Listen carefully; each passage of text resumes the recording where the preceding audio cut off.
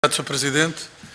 Sr. Ministro, Sr. Secretário de Estado, se muitos portugueses já tinham dúvidas a respeito de colocar dinheiro público, dinheiro dos contribuintes, a favor da TAP, agora têm muitas mais. Porque muitos consideram, infelizmente, a TAP uma causa perdida. A TAP tem sido cronicamente uma empresa mal gerida, com déficit e dívida acumulados e, como o Sr. Ministro sabe, já antes da pandemia tinha gravíssimos problemas. E esses problemas respeitam ao universo histórico da TAP, se assim se pode dizer.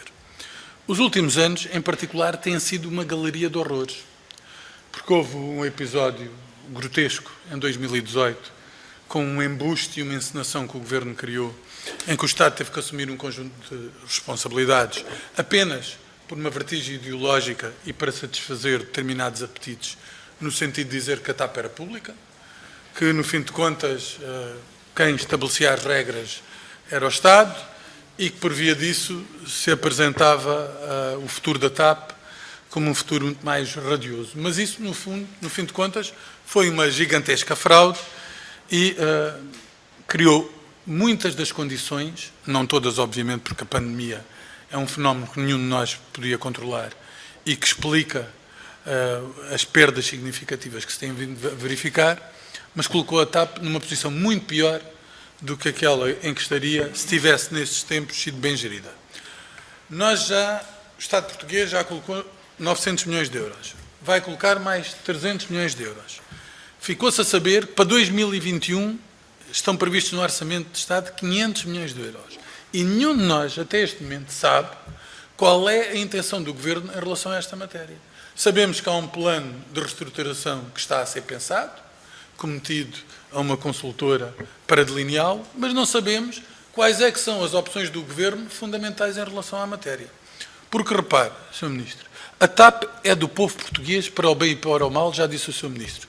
Mas não é para o bem, é para o mal, porque já neste momento custou 1.200 milhões de euros e vai custar pelo menos 1.700 milhões de euros e eu quase que tenho a certeza, porque já lhe fiz esta pergunta em anteriores ocasiões, que o Sr. Ministro não vai sequer dizer quando é que esta hemorragia termina, porque se calhar também não sabe, e não sabe sequer até onde é que é justificável valores desta ordem de grandeza que, no fim de contas, são impostos dos contribuintes. O Sr. Ministro tem responsabilidades nesta matéria que eu quero relembrar. Eu, há coisa de 4 meses, quando lhe coloquei, a propósito da cobertura geográfica, a questão do Faro e do Porto estarem a ser completamente marginalizadas pela TAP, lembro-me que o Sr. Ministro concordou e disse-me assim, bom, a razão disso ser assim é que a TAP, o Estado neste momento não tem o controle da TAP. Muito bem, quando tivermos o controle da TAP, faremos diferente. Mas em setembro já conhecemos os planos de retoma, os planos de voos para 2021 e nem num caso nem no outro, aparentemente, essa circunstância foi tratada. Continuam a ser marginalizados, tanto o Porto como o Faro. Pior ainda, Sr. Ministro, e isso é essencial, se nós olharmos para os últimos meses da economia portuguesa e para a importância que o turismo teve, em particular no mês de julho e agosto, olhamos e vemos, tanto no Algarve, em que a TAP teve menos de 3%, como no Porto, em que perdeu a liderança e chegou a ter 3% num ano, como é que as palavras do Sr. Ministro contrastaram flagrantemente com a realidade?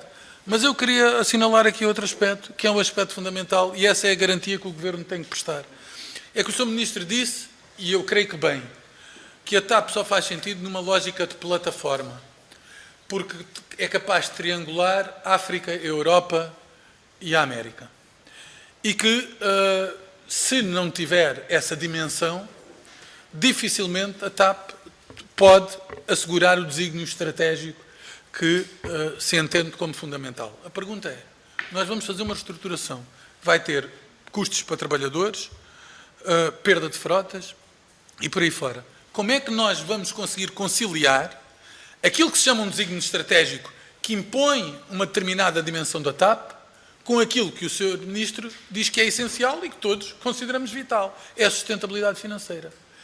Não é possível dizer que, ainda que tenhamos sustentabilidade financeira, a TAP pode deixar de fazer sentido se este desígnio estratégico se esfumar às mãos de um processo de reestruturação que torne a empresa muito pequena, sem trabalhadores, sem frota, capaz de assegurar os voos do continente americano para a Europa e depois de fazer essa redistribuição. Qual é a diferença, num caso desses, da TAP para uma companhia aérea low cost que opera ponta a ponta? Eu não vejo diferença e gostava que o Sr. Ministro me explicasse porque é que eu e outros vamos colocar o nosso dinheiro se o resultado final desta reestruturação, como se avizinha, venha a ser algo próximo disso. Essa é uma questão essencial e à qual o Governo deve responder. Muito obrigado.